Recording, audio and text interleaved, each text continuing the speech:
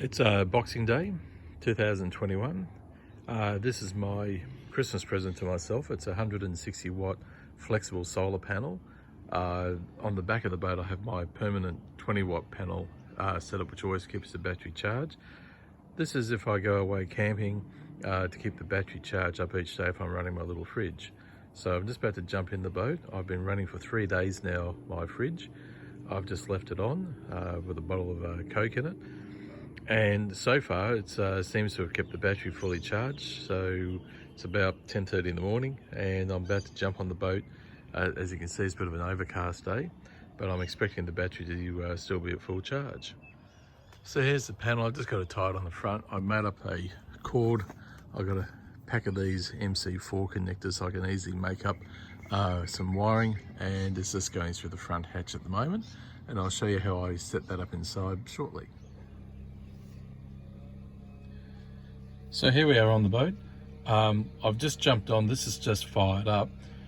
It was sitting at 13.7 volts. It's currently running, it's cycling at the moment. It's at 13.1, so I've got a full battery charge, and that's after 3.5 days of continuous use.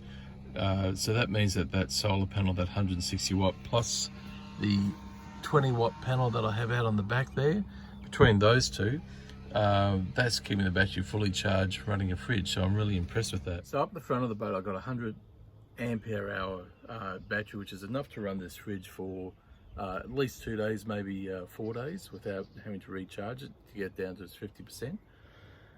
So if I'm just going out for a day sail, I don't need extra charging capacity. My little 20 watt panel's perfectly okay for the boat for the day, and to charge the battery back up when it comes back home and gets parked in the front yard. But if I'm going away for a couple of days, I want to be able to recharge the battery. I've got a little 20 watt panel on the back, which is my usual sort of trickle charger. I've got a power outlet and inlet where I can plug my outboard's lighting coil in. I got that fixed and got that working. That gives probably around 5 amps an hour. So it's not very much, but it's enough to sort of add to recharging the battery. I don't want the boat to look like a umbrella of solar panels. I might put another one on the back and a bigger one there, and one permanently here and one on the front hatch. I can do all that, but I don't do enough camping on the boat to sort of justify it. So that's why I've got this one bigger panel which will get the battery charged faster. I can put it across temporarily across the companionway hatch. It sort of fits over there reasonably well. Above it, I can, if I'm running an awning, if I'm parked somewhere, I can tie it to the top of the awning. I can tie it on the front of the boat if I wish to. So there's a few options there, and I'll just go through and show you how I sort of made up a temporary wiring system so I can easily plug it in, and when I'm not using it I can take it off and put it away inside somewhere. So firstly, here's my little 20 watt panel on the back. It's got a special mount for it, and that's permanently wired onto the boat. I can, with the MC4 connectors, quickly disconnect it if I have to, which is what I've got to do for trailing it. Just down here, if I can get my finger in there, just there, that's the power outlet and inlet for the outboard. I can also plug into that and run power out to that point where I can run a light or something else. And that all comes back into the cockpit here. There's my charge controller, and I have a little switch there. It's an isolation switch for the outboard power outlet inlet. So here's the fridge itself. It's a brass monkey. I got it at J-Car. It's just one of those generic, numerous sort of brand names that you see out there in different colors, but it's just one of those sort of generic units that you see rebadged. And this one I got for $200 at J-Car, and they're currently selling them for the same price now, 6 months later. What I have to say that I do like about it is they're very generous with the power lead. There's at least 2 meters, maybe slightly longer. What I did though with the power lead, I cut it and I put a Anderson plug on it. They always say that these cigarette lighter outlets aren't particularly efficient and you lose voltage with it. So I have a power lead running directly to the battery, and it's fused. and I made up a Anderson plug connection. That's going to get bolted on there in the next day or two, so it's permanently there.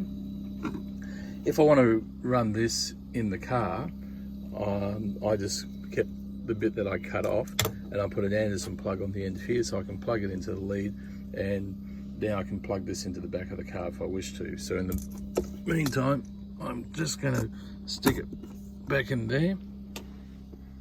So that's how I wired up the actual fridge.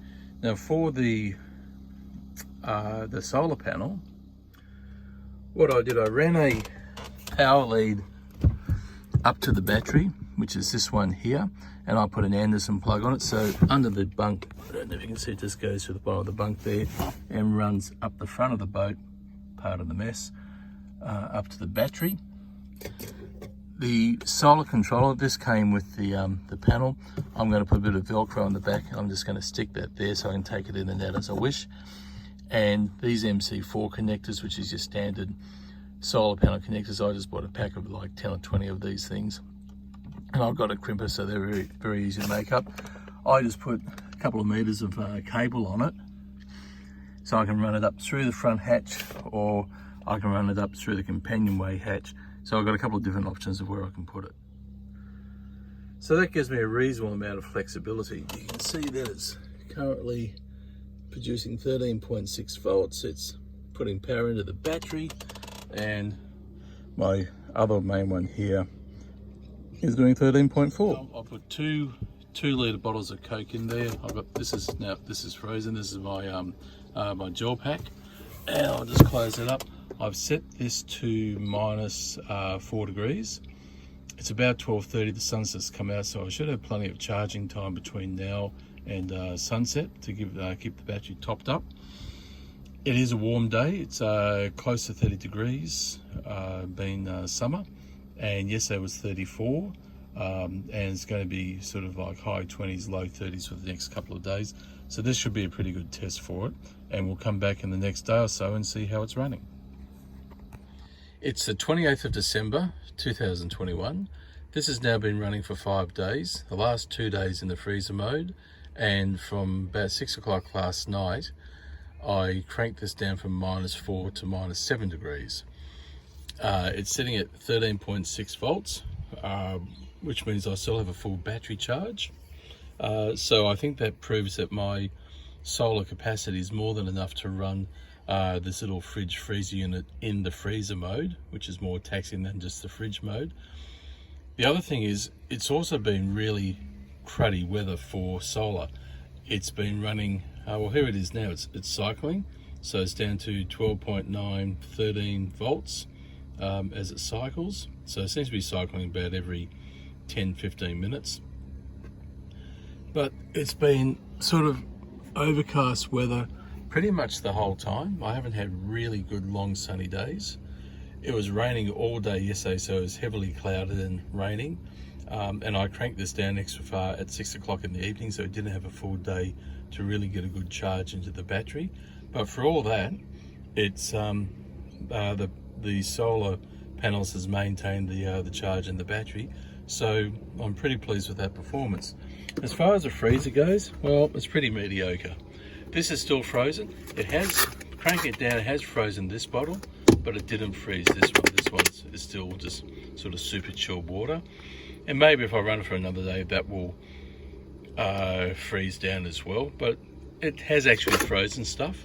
So I think probably if you, just close it up, if you were to put things in there already frozen, it would keep them frozen. I'm going to take that gel pack out and defrost it and put it back in to see if it will freeze the gel pack. They often freeze a little bit easier than blocks of water. So I'll take this out and put it on my workbench in the garage. I've got a 240 mains connection to be able to run it in there.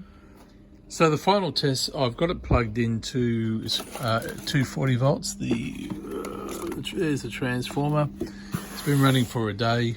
It does run at a higher voltage on the mains power, 14.8.